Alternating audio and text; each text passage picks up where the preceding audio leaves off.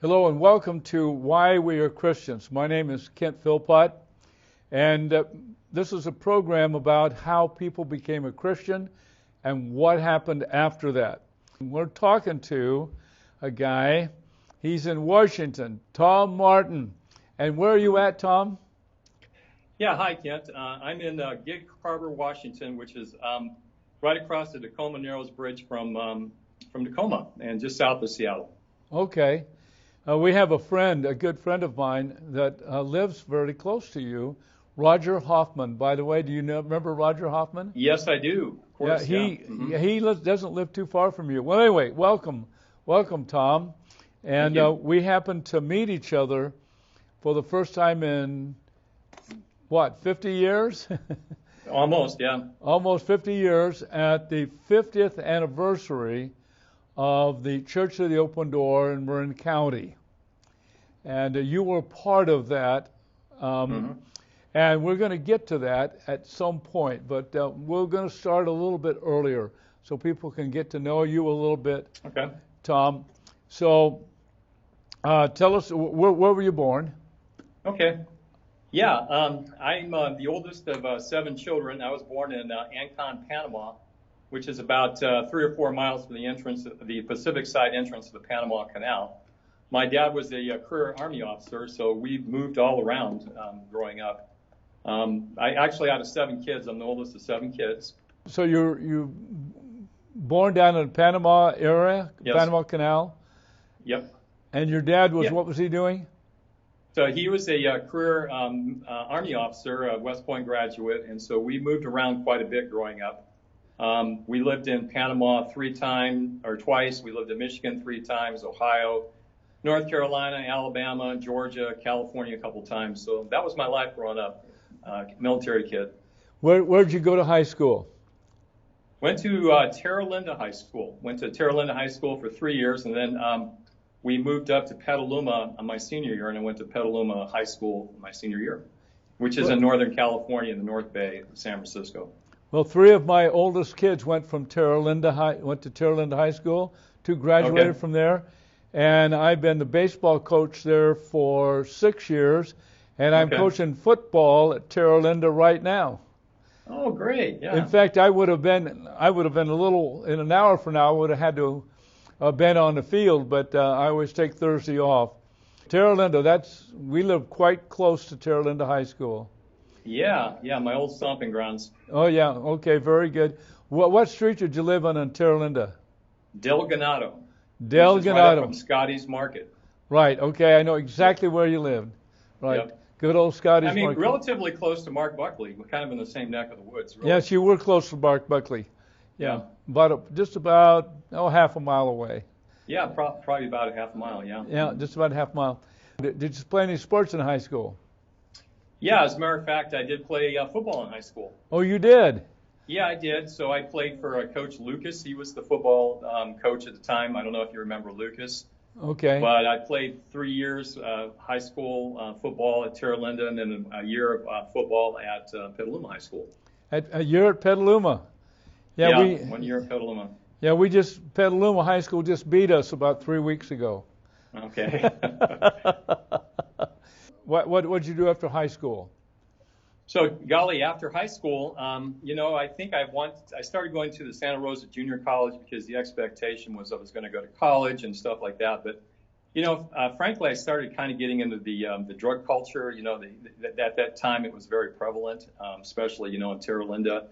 And I didn't really have any motivation. So I just, I would go to school, drop out, go to school, drop out. And so that was kind of where I was right after high school, kind of going nowhere fast.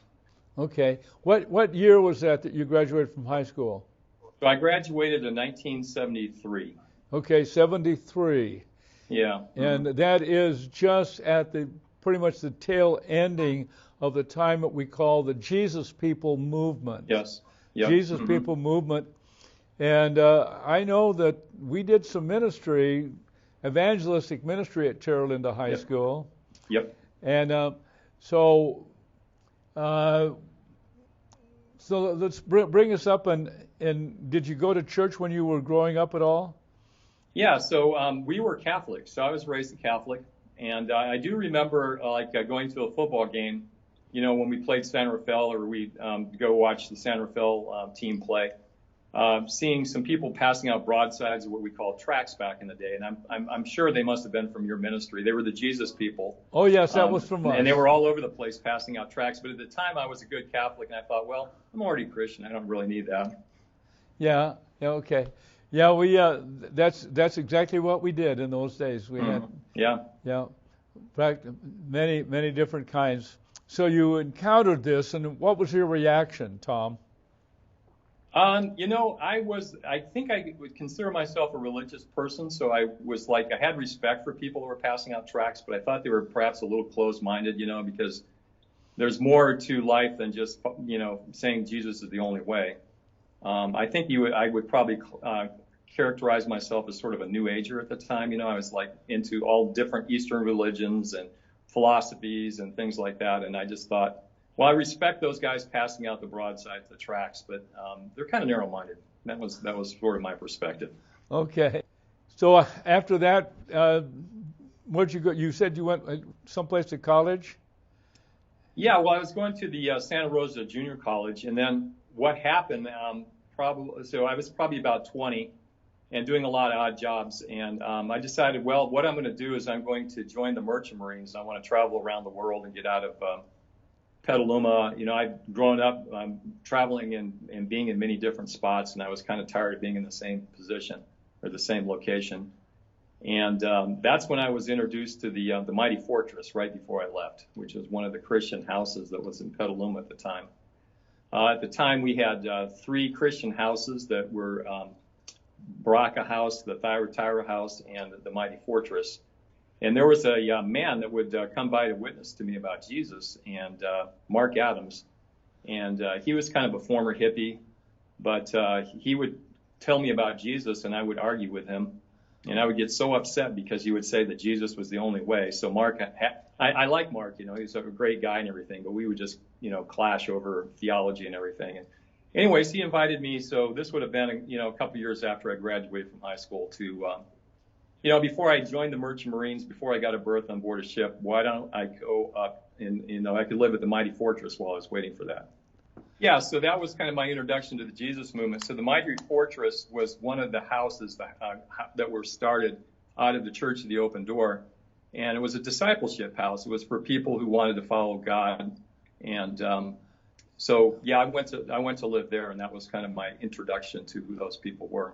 Now the head of the church there was the Petaluma branch was Kenny Sanders. Kenny Sanders. Now, yes. in 1973, we hadn't divided up into a bunch of different churches. We were still a single church. No. Yep. And Baraka House in Thyatira. And who was the head of the Mighty Fortress House? Vern Powers. Vern Power. Yeah, I actually arrived at the Mighty Fortress in 1975, a couple years after I graduated, and Vern Powers was the house leader at the time. Okay. I don't know if you remember him or not. But I got an email, a Facebook contact with Vern. Right. But Vern is still alive and well. Yes. And still doing ministry. He's probably one of the smartest guys I've ever known in my life.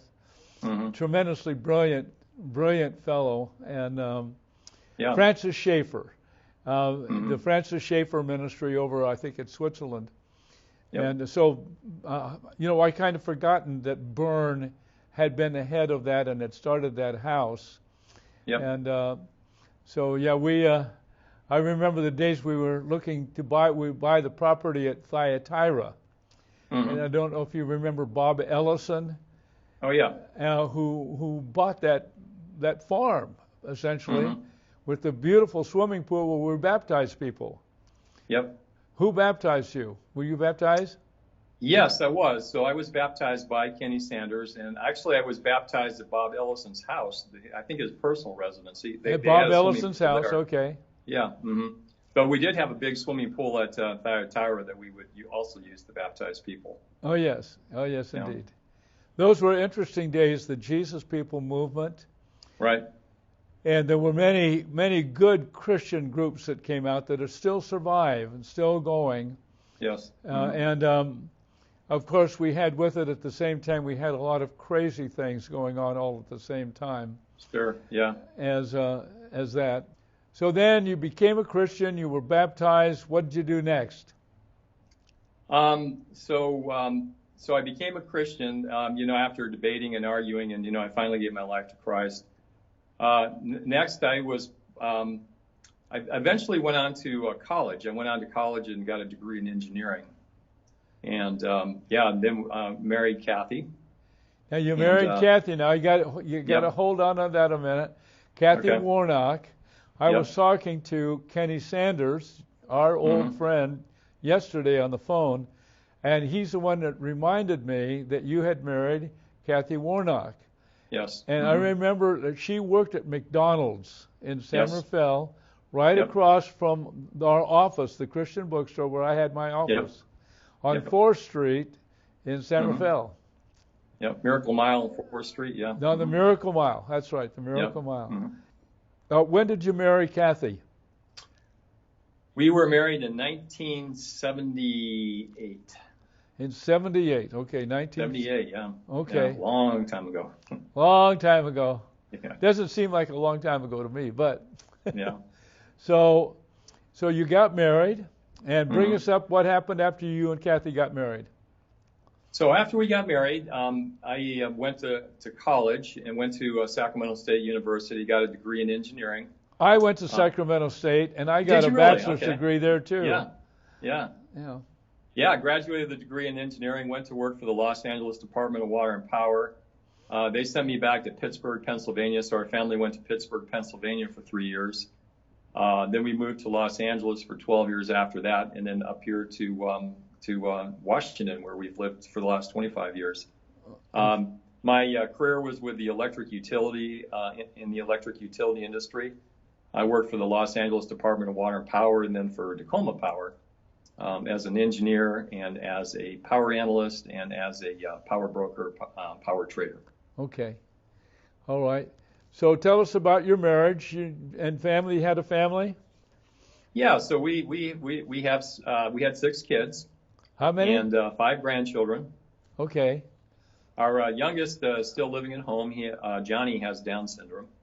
He's 24, and the rest are out and about. So. Okay. Finally got to retire a few years ago. So you're retired now? Yes. Okay. Yeah, I mean, I'm retired, but, I felt like God told me that you can retire vocationally, but you can never retire from, serving Him and doing kingdom work. And I feel like oftentimes I'm more busy now than I ever was, when I was working, full-time, 40 hours plus a week. So, yeah. But I am retired vocationally. Okay, good. So as you moved around, were you able to find churches to go to?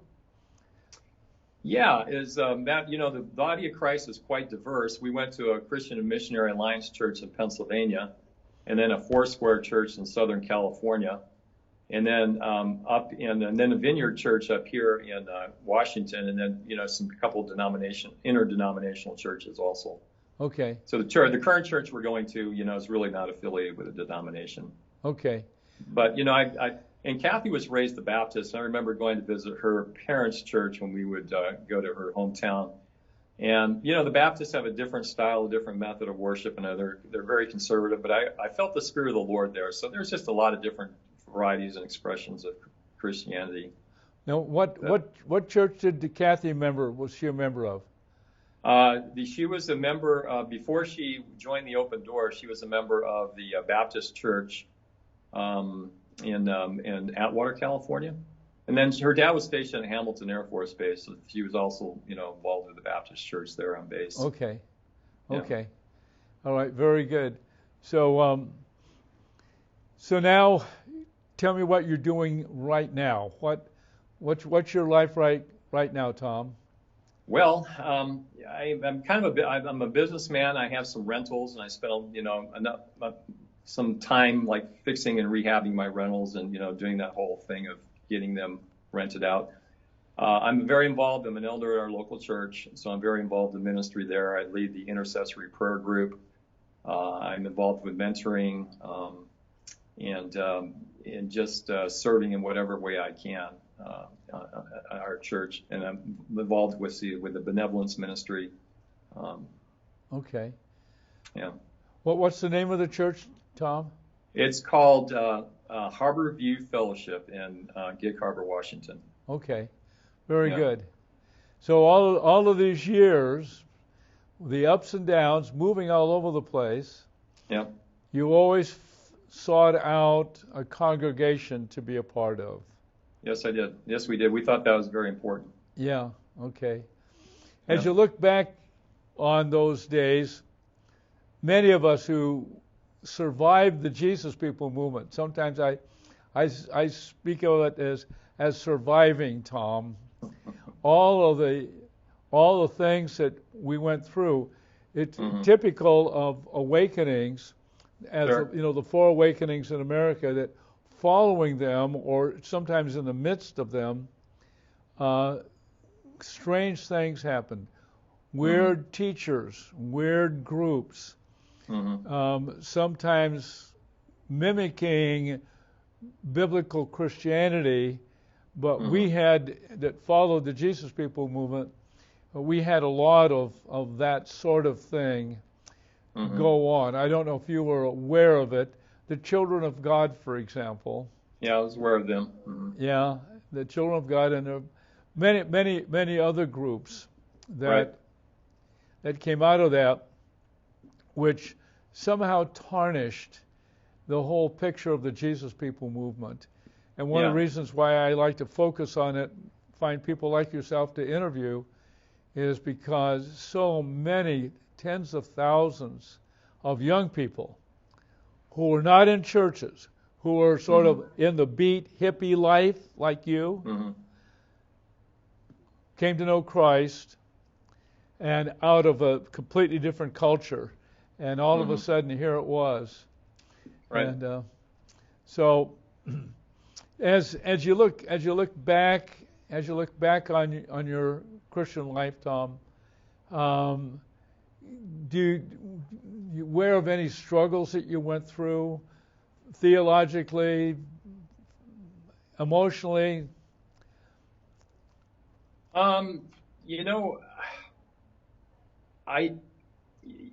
Who was it? Eugene Pearson that coined the phrase "a long obedience in the same direction."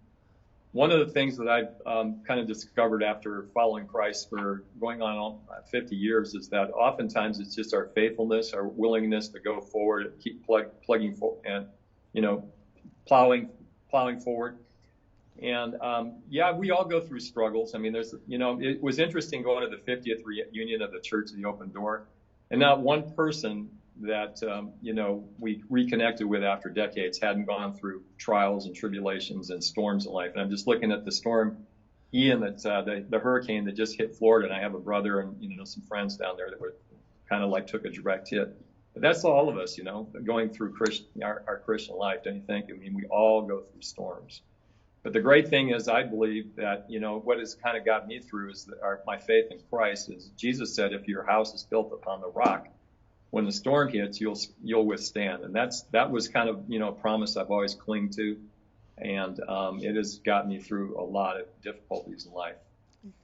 Well, that's great. Now, you heard about the reunion. It was at the Presbyterian Church in Novato on Wilson Avenue, and that's where Kenny Sanders and Mike and Mona Riley, mainly Mona Riley, put together this. And this reunion, I came to be a part of that reunion. And did people recognize you when you were there? Yes and no. I mean, I didn't recognize a lot of people. It was interesting, how much people can change. I mean, but once you start talking to people and you look into their eyes, then you say, oh yeah, that same person, But yeah, we all age, our outer appearance changes over decades, right? Right. Okay. But it was a lot of fun to reconnect with people that we had, that I had personally first started walking my Christian walk out with. And it was encouraging to see so many people still following Jesus and still faithful, and Yeah, I've been in touch with many of the people over the years, and sometimes people did go through very difficult times. Right. Yeah, it's people don't recognize that the Christian life is a hard road. It's a straight and narrow road. Yeah. But there are troubles. Yes. There are troubles along the way. How did your parents take you becoming a Christian? I think initially because we were living in the mighty fortress, which was actually sort of, for want of a better word, a co-ed commune. In the day, it was a tract house in suburbia with 4 bedrooms, and I think they kind of might have thought we were I had joined a cult, so they were a little suspicious, a little wary of what I was doing. But then when they started to see my changed lifestyle and my changed personality and who I was becoming, they really supported me quite a bit. Yeah. Okay. Very good. Glad to hear that. How about now? You say you had brothers and sisters? Yeah, so I'm the oldest of 7 brothers and sisters, and I mean, even to this day, I would say they all tell you that they're good Catholics, and they love Jesus and they know Jesus, and it's a different flavor of Christianity for sure. Sure. Yeah. And I think one of the things that's important in that period of time when you had so many strange groups, that in general, I'm not trying to boast about the Church Open Door and the churches that came out of that, but we avoided the trap of many of the cults that were around, that were enticing, exciting. Right. We were sort of dull. We weren't real spectacular.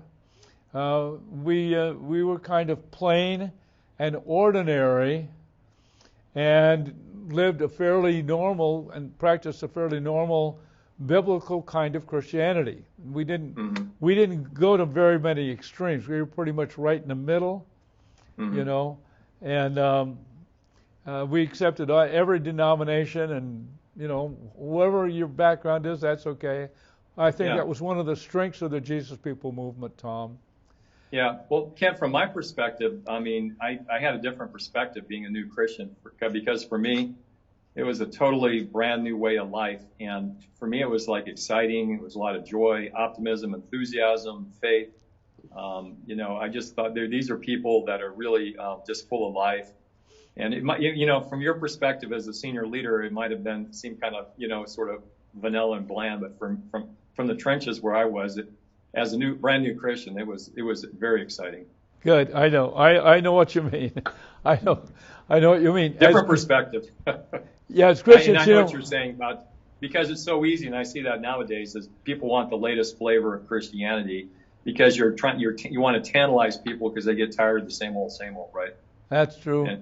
And that's like you were asking earlier, about theology and things over the decades, over the years. And that's one thing that you really have to be careful of, is that you're not going to go after the latest flavor of the month just because you need a thrill, in your Christian walk.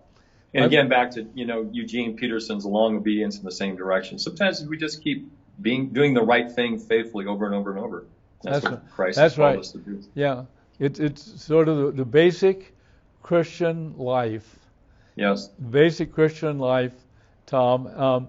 Okay, I like to ask a couple questions here. One is, what is your favorite book in the Old Testament or the Hebrew Bible? What's your favorite book? I would have to say definitely Psalms, the book of Psalms, because I loved just the honesty there, and the prayer and the worship that you find in the Psalms. Right, the Psalms. Only have to be the Psalms. Yeah, there's 150 of those. Yeah. So you can you read a different Psalm pretty much every day. Oh, that's right. Yeah, it's the Scripture. I can always tell a real Christian is when they continue to read and love to read their Bible.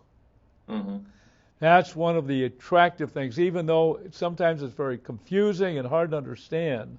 Mm-hmm. But to hold on to that. Okay, now, how about the New Testament? What's your favorite book in New Testament? Well, that's a hard one to answer, Kent, because I would guess as a new Christian was probably the Gospel of John and the Epistles of John. But the more I study the epistles in general, just Paul and James and the other writers, I'm pretty impressed by what they had to say. So I would just say all the epistles and, of course, the Gospel. So I don't know if I could really narrow it down to a favorite. Okay. How about, do you have a favorite verse? Yeah, I think one of my favorite verses has been from it's out of the book of Zechariah 3:16, I think. Not by power, not by might, but by my Spirit, saith the Lord. And I think, my experience in my Christian walk has been that God always uses our weakness, our frailty to do His mightiest works. And it's not based upon our own human strength or ingenuity or brain power. God can use that as a tool, but it's really, oftentimes just our weakness that He uses to bring about His kingdom purposes. Very good. My favorite verses have a tendency to change from time to time. Yeah. Have a tendency to change. The one I've been most focusing on is 1 Peter 5:8. Mm-hmm. He says, Peter says, your adversary, the devil, prowls around like a roaring lion looking for someone to devour. For about the last year, Tom, that's just been on my mind.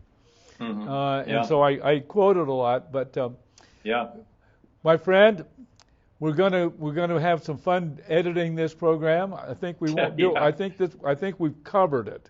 I think we've done a good job on this program, and I just want to thank you so much, Tom, for being willing to be on the program. And please say hello to your wife, Kathy.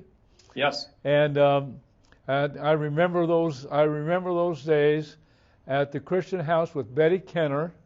Yes. And some of the other ladies that shared there and were part of our ministry.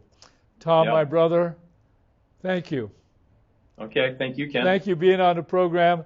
All right, Tom, thank you, man. Okay, Ken. All right. Be blessed, man. All right. Thank you. Bye-bye.